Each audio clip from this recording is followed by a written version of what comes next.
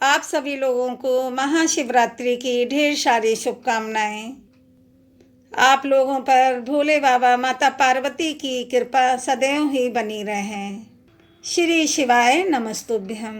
शिव पुराण में महाशिवरात्रि का महत्व बताते हुए कहा गया है, जो व्यक्ति इस दिन सच्चे मन से शिव जी की आराधना करता है, पूजा करता है, वह वर्ष भर किए गए उपवासों से कई गुना पुण्य की प्राप्ति कर लेता है। अब हम महाशिवरात्रि व्रत की पौराणिक कथा कहेंगे, आप लोग भी श्रद्धापूर्वक सुनिएगा। पूर्व काल में चित्रभानु नामक एक शिकारी था। जानवरों की हत्या करके वह अपने परिवार को पालता था। वह एक साहूकार का कर्जदार था, लेकिन उसका ऋण समय पर ना चुका सका। क्रोधित साहूकार ने शिकारी को शिव मठ में बंदी बना लिया। संयोग से उस दिन शिवरात्रि थी। शिकारी ध्यान मग्न होकर शिव संबंधी धार्मिक बातें सुनता रहा। चतुर्दशी को उसने शिवरात्रि व्रत की कथा भी सुनी। शाम होते ही साहूकार ने उसे अपने पास बुलाया और ऋण चुकाने के विषय में बात की। शिकारी अगले दिन सारा ऋण लौटा देने का वचन देकर बंधन से छूट गया। अपनी दिनचर्या की भांति वह जंगल में शिकार के लिए निकला, लेकिन दिन भर बंदी गृह में रहने के कारण भूख प्यास से व्याकुल था। शिकार खोजता हुआ वह बहुत दूर निकल गया। जब अंधकार हो गया तो उसने विचार किया कि रात जंगल में ही बितानी पड़ेगी। वह वन एक तालाब के किनारे एक बेल के पेड़ पर चढ़कर रात बीतने का इंतजार करने लगा। बिल्व वृक्ष के नीचे शिवलिंग था, जो बिल्व पत्रों से ढका हुआ था। शिकारी को उसका पता न चला। पड़ाव बनाते समय उसने जो टहनियाँ तोड़ी, वे संयोग से शिवलिंग पर गिरती चली गईं। इस प्रकार दिन भर भूखे प्यासे शिकारी का व्रत भी हो गया और शिवलिंग पर बिल्व पत्र भी चढ़ गए। एक पहर रात्रि बीत जाने पर एक गर्भिणी हिरणी तालाब पर पानी पीने पहुंची। शिकारी ने धनुष पर तीर चढ़ाकर ज्यों ही प्रत्यंचा खींची। हिरणी बोली, मैं गर्भिणी हूँ, शीघ्र ही प्रसव करूँगी। तुम एक साथ दो जीवों की हत्या करोगे, जो ठीक नहीं है। मैं बच्चे को जन्म देकर शीघ्र ही तुम्हारे समक्ष प्रस्तुत हो जाऊंगी, तब मुझे मार देना। शिकारी ने प्रत्यंचा ढीली कर दी और हिरणी जंगली झाड़ियों में लुप्त हो गई। प्रत्यंचा चढ़ाने तथा ढीली करने के वक्त कुछ बिल्व पत्रे अनायास ही टूटकर शिवलिंग पर गिर गए। इस प्रकार उससे अनजाने में ही प्रथम पहर का पूजन भी संपन्न हो गया। कुछ ही देर बाद एक और हिरणी उधर से निकली। शिकारी की प्रसन्नता का ठिकाना न रहा। समीप आने पर उसने धनुष पर बाढ़ चढ़ाया। तब उसे देख हिरणी ने विनम्रता पूर्वक निवेदन किया, हे शिकारी, मैं थोड़ी देर पहले ऋतु से निर्वत हुई हूँ। कामातुर विरहिणी हूँ, अपने प्रिय की खोज में भटक रही हूँ। मैं अपने पति से मिलकर शीघ्र ही तुम्हारे पास आ जाऊंगी। शिकारी ने उसे भी जाने दिया। 2 बार शिकार को खोकर उसका माथा ठनका। वह चिंता में पड़ गया। रात्रि का आखिरी पहर बीत रहा था। इस बार भी धनुष से लगकर कुछ बेल्व पत्रे शिवलिंग पर जा गिरे तथा दूसरे प्रहर की पूजा भी संपन्न हो गई। तभी एक अन्य हिरणी अपने बच्चों के साथ उधर से निकली। शिकारी के लिए यह स्वर्णिम अवसर था।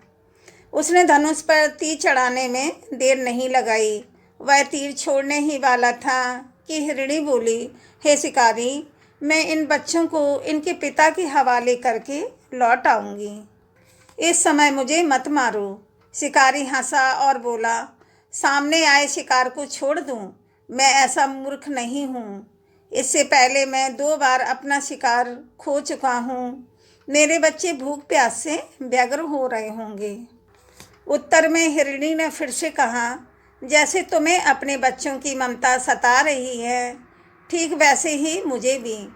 हे शिकारी, मेरा विश्वास करो, मैं इन्हें इनके पिता के पास छोड़कर तुरंत लौटने की प्रतिज्ञा करती हूँ। हिरणी का दुख भरा स्वर सुनकर शिकारी को उस पर दया आ गई। उसने उस मृगी को भी जाने दिया। शिकार के अभाव में तथा भूख प्यास से व्याकुल शिकारी अनजाने में ही बेलपत्र पर बैठा बेलपत्र तोड़ तोड़ कर नीचे फेंकता जा रहा था। सुबह होने को हुई तो एक हृष्ट पुष्ट मृग उसी रास्ते पर आया। शिकारी ने सोच लिया कि इसका शिकार तो अवश्य करूँगा। शिकारी की तनी प्रत्यंचा देखकर मृग विनीत स्वर में बोला, हे शिकारी, यदि तुमने मुझसे पूर्व आने वाली 3 मृगियों तथा छोटे छोटे बच्चों को मार डाला है तो मुझे भी मारने में विलम्ब ना करो, ताकि मुझे उनके वियोग में एक क्षण भी दुख न सहना पड़े। मैं उन हिरणियों का पति हूँ। यदि तुमने उन्हें जीवन दान दिया है तो मुझे भी कुछ क्षण का जीवन देने की कृपा करो। मैं उनसे मिलकर तुम्हारे समक्ष उपस्थित हो जाऊंगा। मृग की बात सुनते ही शिकारी के सामने पूरी रात का घटना चक्र घूम गया। उसने सारी कथा मृग को सुना दी। तब मृग ने कहा, मेरी तीनों पत्नियां जिस प्रकार प्रतिज्ञाबद्ध होकर गई हैं, मेरी मृत्यु से अपने धर्म का पालन नहीं कर पाएंगी। अतः जैसे तुमने उन्हें विश्वास पात्र मानकर छोड़ा है, वैसे ही मुझे भी जाने दो। मैं उन सबके साथ तुम्हारे सामने शीघ्र ही उपस्थित होता हूँ। शिकारी ने उसे भी जाने दिया। इस प्रकार प्रातः हो गई। उपवास, रात्रि जागरण तथा शिवलिंग पर बेलपत्र चढ़ने से अनजाने में ही उससे शिवरात्रि की पूजा पूर्ण हो गई। पर अनजाने में ही की हुई पूजन का परिणाम उसे तत्काल मिला। शिकारी का हिंसक हृदय निर्मल हो गया और उसमें भगवत शक्ति का वास हो गया। थोड़ी ही देर बाद वह मृग सपरिवार शिकारी के समक्ष उपस्थित हो गया ताकि वह उनका शिकार कर सके। किंतु जंगली पशुओं की ऐसी सत्यता, सात्विकता एवं सामूहिक प्रेम भावना देखकर शिकारी को बड़ी गिलानी हुई। उसने मृग परिवार को जीवन दान दे दिया। अनजाने में शिवरात्रि के व्रत का पालन करने पर भी शिकारी को मोक्ष की प्राप्ति हुई।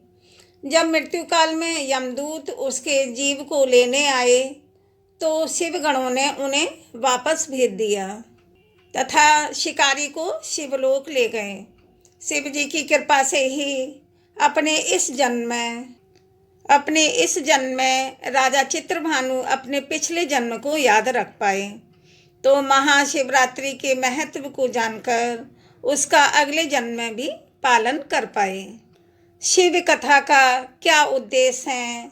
शिकारी की कथा अनुसार महादेव तो अनजाने में किए गए व्रत का भी फल दे देते हैं, पर वास्तव में महादेव शिकारी की दया भाव से प्रसन्न हुए और अपने परिवार के कष्ट का ध्यान होते हुए भी शिकारी ने मृग परिवार को जाने दिया। यह करुणा ही वस्तुतः उस शिकारी को उन पंडित एवं पुजारियों से उत्कृष्ट बना देती हैं जो कि सिर्फ रात्रि जागरण, उपवास एवं दूध, दही, बेलपत्र आदि के द्वारा शिव जी को प्रसन्न कर लेना चाहते हैं।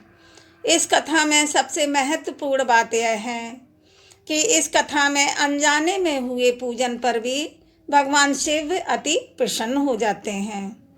इसका अर्थ यह नहीं है कि शिव किसी भी प्रकार से किए गए पूजन को स्वीकार कर लेते हैं अथवा भोलेनाथ जाने या अनजाने में हुए पूजन में भेद नहीं करते हैं और उसका परिणाम तुरंत देते हैं। वास्तव में वह शिकारी शिव पूजन तो कर ही नहीं रहा था। इसका अर्थ यह भी हुआ कि वह किसी तरह के किसी फल की कामना भी नहीं कर रहा था।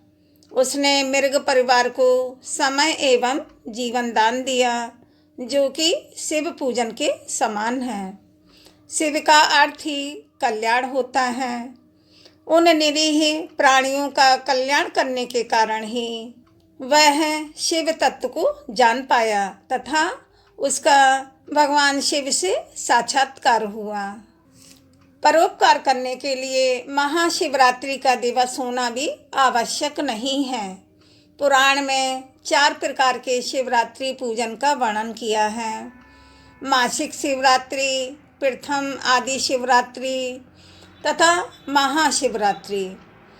महीने की जो 12 शिवरात्रि होती हैं वह शिवरात्रि, महाशिवरात्रि और प्रथम और लास्ट वाली शिवरात्रि।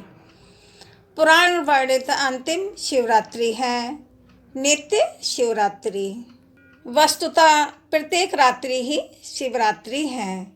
अगर हम उन परम कल्याणकारी आशुतोष भगवान में स्वयं को लीन कर दें तथा कल्याण मार्ग का अनुसरण करें, वही शिवरात्रि का सच्चा व्रत है। आप लोग भी महाशिवरात्रि का व्रत करें और कथा सुनें, क्योंकि भोले बाबा इतने दयालु हैं। उनकी श्रद्धापूर्वक अगर थोड़ी सा भी पूजा कर लें, बेलपत्र चढ़ा दें, जल चढ़ा दें, उतने में ही खुश हो जाते हैं और आपकी मनोकामना पूर्ण करते हैं। बोलो जय भोले बाबा की जय, माता पार्वती मैया की जय। आप लोग कमेंट में ओम नमः शिवाय या श्री शिवाय नमस्तुभ्यम लिखें। वीडियो को लाइक, शेयर, सब्सक्राइब करें। महाशिवरात्रि की आप सभी को ढेर सारी शुभकामनाएं। राधे राधे।